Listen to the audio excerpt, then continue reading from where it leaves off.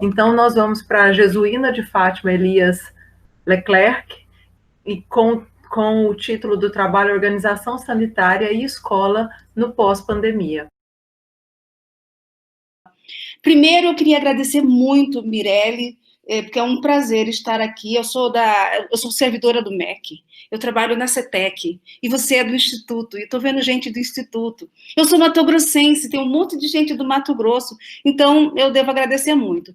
Vou começar a minha apresentação. O meu trabalho ele é um trabalho muito em busca de interlocutores, né? Porque a gente está nesse momento de solidão, de isolamento, e também no momento de reconstrução da nossa narrativa, do nosso discurso, em torno de coisas que nós já fazemos, que talvez a gente vai ter que repensar como continuar fazendo, e muito impulsionadas por, como a gente viu na mesa de abertura hoje, as questões da tecnologia e as questões do cuidado com a saúde, do cuidado com o coletivo, do cuidado com o qual a gente vai se organizar. Portanto, organização sanitária e escola no pós-pandemia, ele é um tema, como eu sou analista de políticas sociais, eu já fui professora, eu fiz todo o meu trabalho de pós-graduação em educação popular, então eu estou, assim, obrigada a discutir algumas coisas que são difíceis para serem discutidas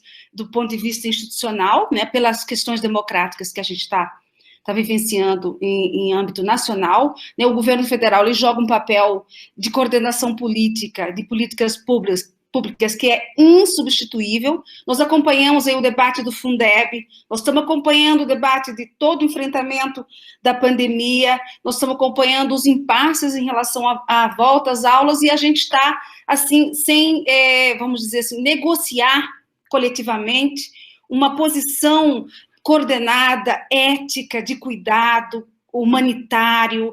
Nós estamos nos reconstruindo profissionalmente em relação aos nossos saberes, e também nós estamos aqui, cada um e cada uma, com nossas dores e nossas delícias de ser humano, né? De ser mãe, de ser pai, de ser filho, de ser filha, irmão, irmã, primo, neto. São coisas muito difíceis que estão acontecendo. Então, eu encontrei nessa oportunidade de participar desse seminário interlocutores que eu estou conhecendo agora e que eu gostaria de agradecer muito. Então, em relação ao resumo, a gente tinha que apresentar, olha só, nossa trajetória é apresentar um resumo, esse resumo foi avaliado.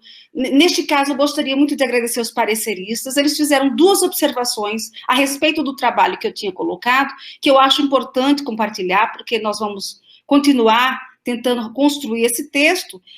Os pareceristas pediram que eu repensasse, por exemplo, a colocação dos objetivos ao longo do trabalho e dos resultados também no decorrer do texto, para que isso pudesse ficar mais interessante. Então, eu acho importante, aí, mesmo oralmente, vocês sem terem essa visão, dizer que o objetivo desse trabalho é situar o ambiente escolar nos processos de prevenção dos agravos à saúde e de organização da própria escola, baseados no conhecimento científico acerca das causas, dos vetores das doenças infecciosas, sob uma perspectiva que é muito particular, que é a perspectiva da intersetorialidade das políticas públicas. A intersetorialidade entre 2 campos que precisam cada vez mais se aproximar, que é o campo da educação e ao campo da saúde. Veja bem, assim como nós estamos nos esforçando para compreender, para manipular, para gerenciar os processos tecnológicos... Ai, minha Nossa Senhora. Eu saí? Não, pode continuar. Ah, beleza. Assim como nós estamos passando por esse processo, nós também estamos passando por um processo de incorporar todo um conhecimento que é o conhecimento dos epidemiologistas, né? Nós temos que saber desses processos, e então nós estamos realmente nos reinventando nos nossos saberes, nas nossas competências. Só que nós não estamos... É interessante que foi a mesa dessa tarde, porque, assim, algumas coisas que nós fazíamos, seja de forma coercitiva, em relação à tecnologia, à internet, em relação a uma série de processos que hoje são obrigatórios, hoje nós estamos num cenário que só temos uma possibilidade. Foi feito um debate sobre educação à distância, ou ensino remoto, toda uma perspectiva de reconfiguração de processos educacionais, sem querer usar aquela metáfora que é bem que explicita bem, sem querer jogar com a água do banho o bebê. Nós estamos tentando rever quais processos estão dando certo, quais processos não estão dando certo nesse momento de organização desse chamado novo normal, que não é tão novo, que não é tão velho, e que está impulsionado por um sentimento de morte, infelizmente, essa vulnerabilidade do humano que está posto aí, colocando as vidas em risco. Nesse sentido, a organização sanitária, da qual o meu texto está falando, ele revisita um programa que chama o Programa Saúde na Escola, que é um programa resultado de um decreto governamental, o decreto 6.286, de dezembro de 2007. Nesse caso, o Programa Saúde na Escola, ele inicia um trabalho entre coletivos da educação e coletivos da saúde, para poder atuar na própria escola, justamente na prevenção e no conhecimento acerca desses agravos à saúde. E essa perspectiva da saúde, nós estamos vendo a cada dia, seja pelo debate da cloroquina, seja pelo debate do ozônio, cada dia, cada viagem que vai acontecendo, é um debate a respeito dos conhecimentos científicos, né, de como que a ciência participa na estruturação, na organização do cotidiano, seja com a informação a respeito do que significa esse vírus, essa família de vírus, a coronavírus, que a gente acabou usando no feminino justamente pela força do disease, da doença que fica no D da expressão lá em inglês. E essa relação com a ciência, com o conhecimento científico, vai dialogando com processos mais internalizados na sociedade a respeito da estruturação do pensamento, o pensamento mágico-religioso, as teorias da conspiração, os preconceitos, a denegação da pandemia, tudo isso num componente ideológico muito forte, que faz parte do nosso processo como educadores e como educadoras. Nossa tarefa não é uma tarefa... É uma tarefa importante, não é uma tarefa, voltando à palestra de tarde, não é uma palestra, um trabalho, uma tarefa desprofissionalizada, muito pelo contrário, é uma tarefa profissionalizada, que é essa tarefa de convergir conhecimentos de dois campos, o campo da saúde e o campo da educação. Então, nós temos uma perspectiva de não perder de vista as iniciativas intersetoriais que pensam a organização desses coletivos profissionais. Nesse sentido, é muito importante discutir temas que a gente não pode abrir mão de discutir e que não está, vamos dizer assim, não está consolidado, como a vacina. Né? O debate da vacina e da vacinação e a escola como espaço de oferta dessas políticas públicas, ela é muito estratégica. Então, recuperar esse decreto do Saúde na Escola, recuperar essas iniciativas de 2007 para cá, que são iniciativas ainda de decreto, que ainda não, vamos dizer, não estão esgotadas e que já estão sendo desprezadas, não se transformaram em políticas de Estado, é importante que a gente retome esses debates. Então, a gente não pode, não pode se cansar disso. Não pode desistir de lavar as mãos, não pode desistir de repetir os gestos mais cotidianos e mais do nosso dia a dia. Nesse sentido, também, o que nós chamamos de organização sanitária tem a ver com a construção de políticas públicas intersetoriais. E o seminário, que ele permite a gente discutir esse debate com um conceito, como nós já vimos aqui, não foi por acaso essa composição dos trabalhos, temas da diversidade, temas da interdisciplinaridade com o qual nós estamos familiarizados, e agora nós precisamos manter o esforço de construir políticas públicas intersetoriais para pensar a integralidade do ser humano. E a educação integral colocada aí como uma educação multidimensional, uma educação que pense, que trabalhe a cultura, o intelecto, o corpo, as culturas, na verdade, como a gente viu com a própria compreensão da questão indígena, da educação indígena,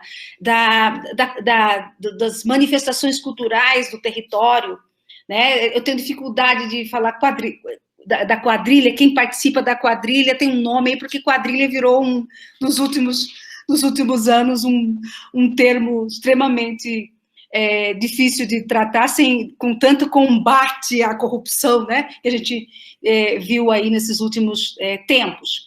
Então, todo esse processo de diálogo de políticas e de ações de saúde junto aos alunos, junto a duas redes, a rede de saúde e a rede de educação. Então, o posto de saúde, o centro de saúde, a escola, eles precisam estar conversando, precisam estar no seu cotidiano, com uma interação mais ativa do que a gente tem vivenciado. Por quê? Porque é preciso pensar nesse novo contexto que a gente está vivendo, a gente é obrigado a entender, não, o mundo não é mais o mesmo e não será como antes, porque a gente precisa pensar justamente que estruturas públicas, que estruturas coletivas, que processos de organização de coletivos são esses processos que são processos de vida e não são processos de morte. Então, há um sentimento, uma subjetividade que está transcendendo nossas relações, seja pelos relatos dos profissionais de saúde, seja pelos relatos de famílias completamente desestruturadas, de alunos que a gente não vai saber se vamos reencontrá-los no retorno, é um conjunto de, vamos dizer assim, de sentimentos e de acontecimentos que é preciso realmente retomar esse trabalho, um trabalho de articulação entre saúde e educação.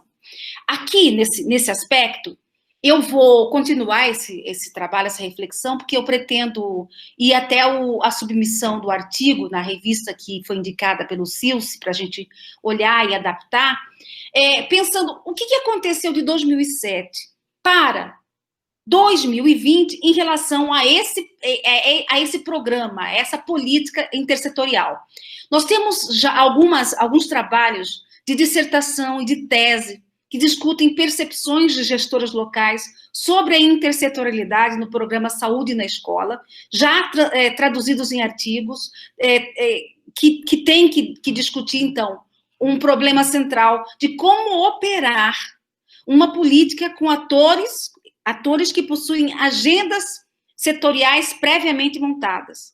A cultura escolar é diferente da cultura do posto de saúde. A cultura do professor é diferente da cultura do agente comunitário de saúde, é diferente do enfermeiro, do médico. Mas como essas duas culturas, essas duas agendas que estão previamente montadas, elas podem conciliar tempos institucionais em favor de dar respostas na forma de serviços públicos, não na forma só de dispositivos de Conselho Nacional de Educação, de decreto, de portaria, mas realmente traduzidas ali em ofertas educacionais para a escola. Quer dizer, mais e mais nós vamos entender esse contexto da educação como um contexto que não é um contexto de aprendizado, que não é um contexto, vamos dizer assim, asséptico em relação a valores, em relação a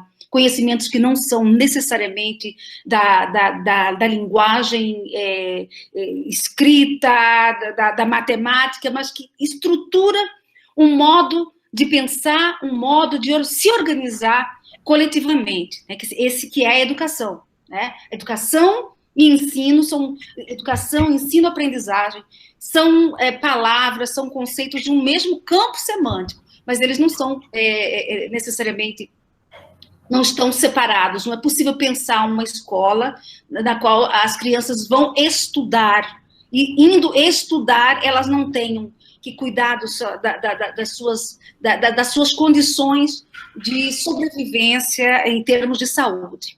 Nesse sentido, eu tenho 15 segundos para concluir. Um minuto. Não, tudo bem. Eu vou concluir, sim. Eu já estava me organizando para concluir. Eu tenho 2 slides que não são... não vão trazer nada de novo, só vão sistematizar.